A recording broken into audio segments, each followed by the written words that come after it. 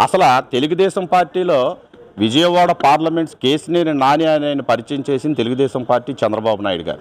ఒకప్పుడు ప్రజారాజ్యంలో కేసినేని నాని గారు జాయిన్ అయిన తర్వాత ఆర్థిక పరంగా లాస్ అయిపోయిన తర్వాత ఆయన్ని చేరదీసి దగ్గరికి తీసి ఆయన విజయవాడ పార్లమెంట్ సీటుని ప్రకటించి ఆయన ఒక ఉన్నత స్థానానికి తీసుకొచ్చి ఆయన ఒక మంచి రాజకీయ నాయకుడిగా తీర్చిదిద్దిన చరిత్ర కూడా తెలుగుదేశం పార్టీది చంద్రబాబు నాయుడుదని మేము మాత్రం అనుకుంటున్నాం.